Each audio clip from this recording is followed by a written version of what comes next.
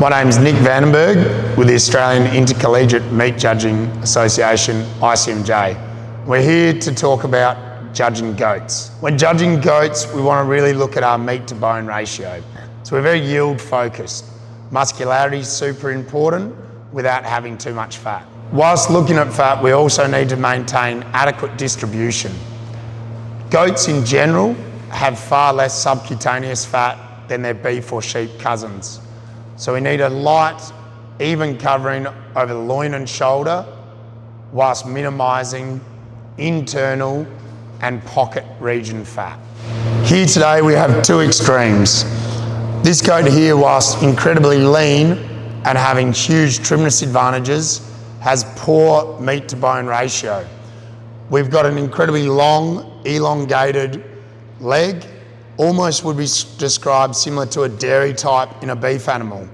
Very shallow loin definition to the point that we can see thoracic vertebrae coming through and a concave nature in the loin along the shoulder rack region.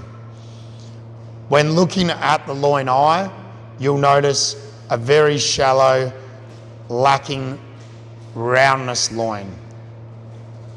This lack of meat to bone ratio is a real issue for our carcasses. Despite being so trim, this is a lower yielding carcass. Comparing to this second goat, obviously a lot more fat distribution and lacks the trimness, but this is adequate fat coverage over the loin and leg region. We do notice a little bit of excessive fat in the crutch and beginning around the tail area or dock, but you can see when we look along it, the muscularity is far more expressed. We have a bulging leg, a full loin, good loin size through the loin eye that carries all the way down the shoulder. Quality-wise, between these goats, this goat has far greater visual marbling, has a firm texture and a more appealing colour.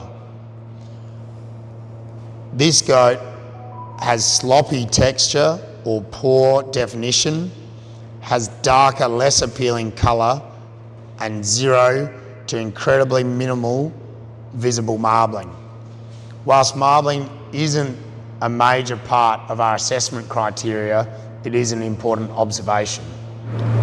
Looking at our more heavily muscled, heavier fat covered goat, we can see despite having only a couple of mil of fat over the loin, we have more fat deposits in the pockets and the crotch and a greater amount of internal cavity fat.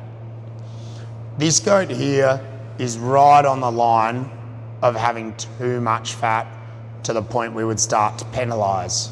Use this as an example of more than this for this level of muscle becomes an issue.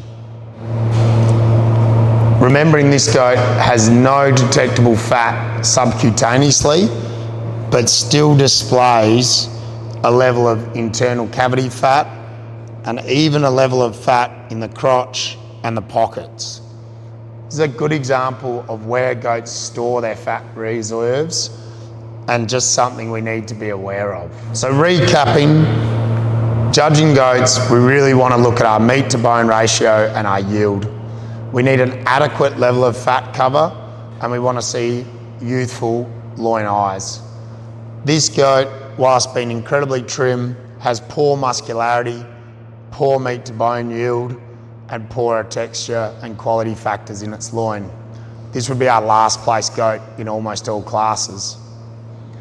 This goat, whilst having a higher level of cover, is suitably distributed but displays significant and suitable muscling to match. As observational traits, visible marbling can be noticed. This goat will be right up there in our placings in most classes. Good luck with your ICMJ journey. Look forward to seeing you at any competition and I hope you enjoy judging goats.